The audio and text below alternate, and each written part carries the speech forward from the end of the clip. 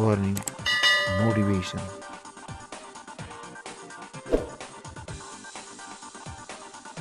Efficient action. You must use your thought as directed in previous chapters, and begin to do what you can do where you are, and you must do all that you can do where you are.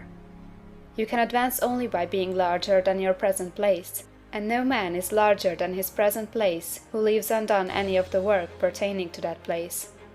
The world is advanced only by those who more than fill their present places.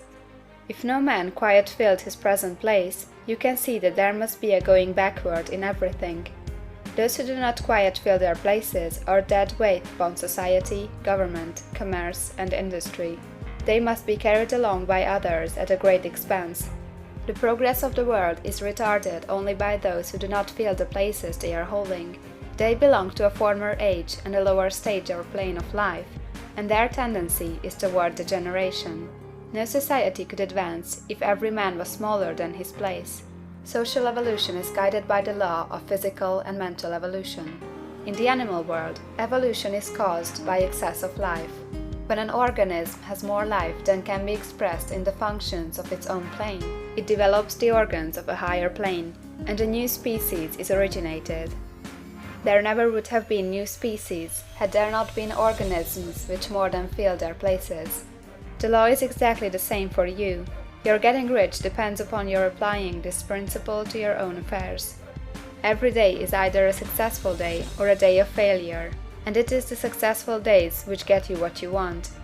If every day is a failure, you can never get rich, while if every day is a success, you cannot fail to get rich.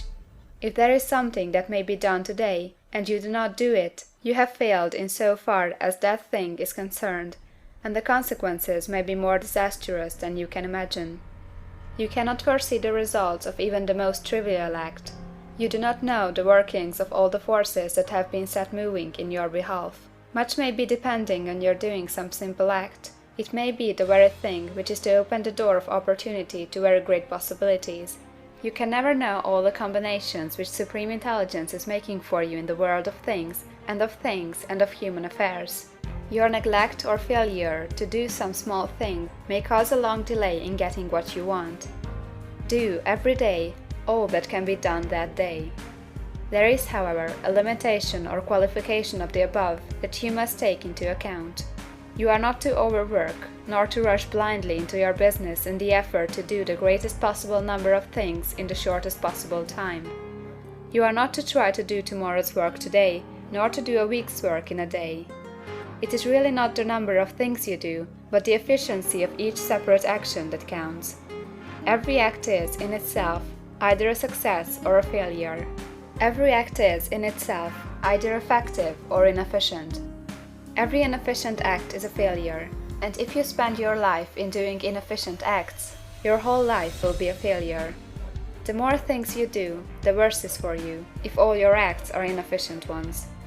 On the other hand, every efficient act is a success in itself, and if every act of your life is an efficient one, your whole life must be a success. The cause of failure is doing too many things in an inefficient manner, and not doing enough things in an efficient manner. You will see that it is a self-evident proposition that if you do not do any inefficient acts, and if you do a sufficient number of efficient acts, you will become rich. If now it is possible for you to make each act an efficient one, you see again that the getting of riches is reduced to an exact science, like mathematics. The matter turns then on the questions whether you can make each separate act a success in itself, and this you can certainly do. You can make each act a success, because all power is working with you, and all power cannot fail. Power is at your service, and to make each act efficient, you have only to put power into it. Every action is either strong or weak, and when everyone is strong, you are acting in a certain way which will make you rich.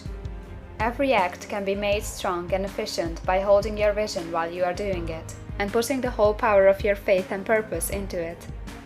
It is at this point that people fail to separate mental power from personal action. They use the power of mind in one place and at one time, and they act in another place and at another time. So their acts are not successful in themselves. Too many of them are inefficient. But if all power goes into every act, no matter how commonplace, every act will be a success in itself. And as in the nature of things, every success opens the way to other successes. Your progress toward what you want, and the progress of what you want toward you, will become increasingly rapid.